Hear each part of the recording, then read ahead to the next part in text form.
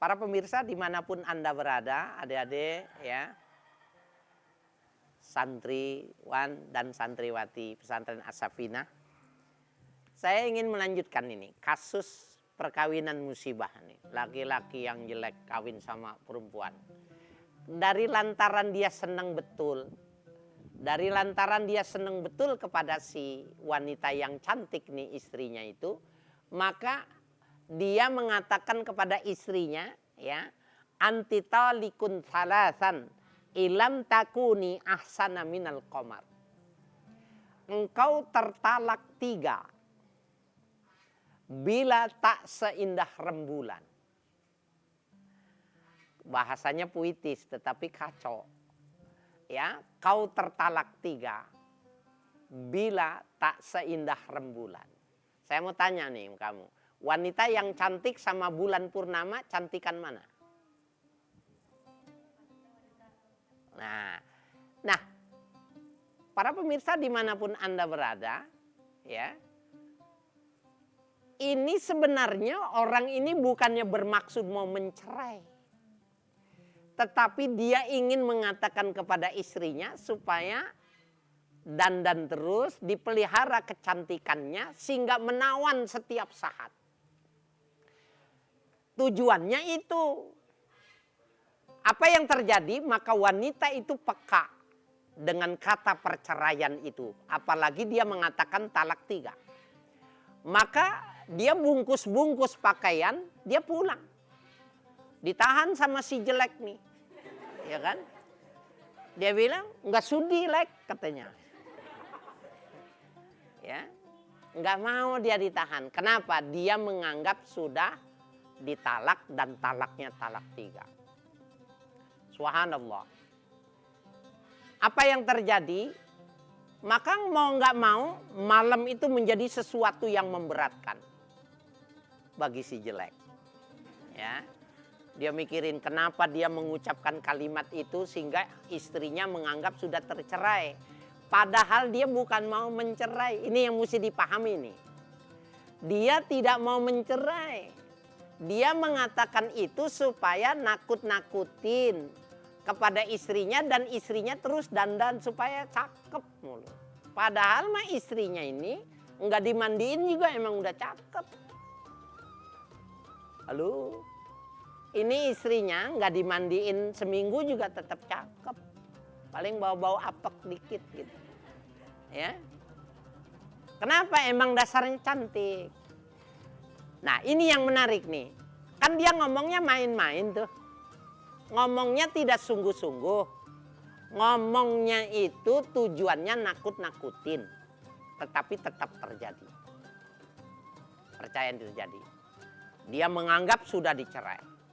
Tetapi si jelek ini berupaya mengupayakan agar supaya ini tidak terjadi. Maka dia lapor kepada Ja'far al-Mansur. Seorang khalifah, ya, seorang pemimpin di negeri itu. Dia lapor kepada Ja'far al-Mansur agar supaya persoalannya ini ditinjau menurut hukum sudah terjadi perceraian apa belum.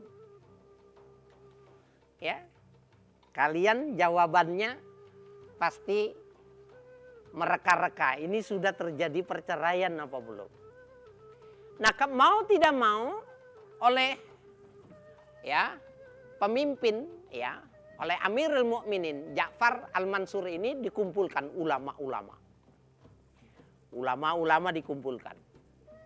Setelah dikumpulkan ulama maka disampaikanlah masalahnya. Ini orang suami istri karena dia terlalu cinta kepada istrinya maka dia mengatakan anti talikun salasan illam takuni ajmala minal qamar. Kau tertalak 3 bila tidak seindah rembulan. Apakah wanita ini sudah tercerai apa belum?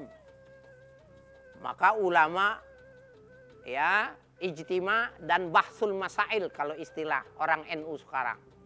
Ya, kumpul membicarakan ini, semua ngomong dengan dalil. Ya, dengan hujahnya, argumentasinya. Semua dikumpulkan. Maka keputusan yang bisa ditetapkan pada waktu itu bahwa perkawinannya sudah cerai.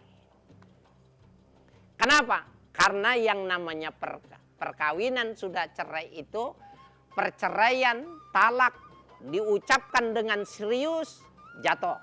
Diucapkan main-main, jatuh. Diucapkan dengan isyarat, jatuh. Diucapkan dengan pola skenarisasi, jatuh. Gak bisa.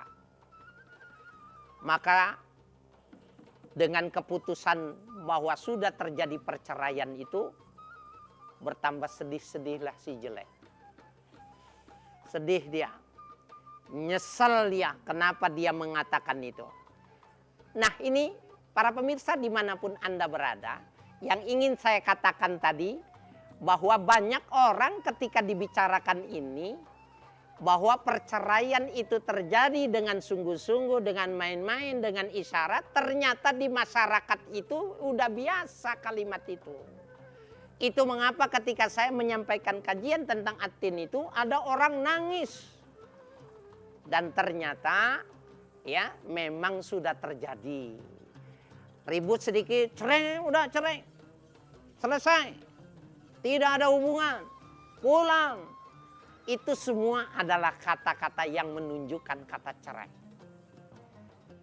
Nah, kenapa dia tidak berpisah? Karena surat yang diberikan oleh kantor urusan agama masih dipegang. Orang lain tidak tahu dia mengatakan cerai, dia mengatakan pisah, dia mengatakan pulang, dia mengatakan pergi. Dia mengatakan sudah tidak ada hubungan lagi. Padahal perceraiannya sudah terjadi.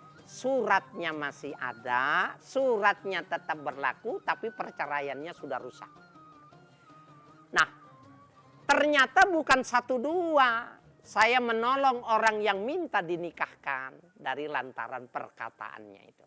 Lalu bagaimana kisahnya? Kita akan lanjutkan setelah ini.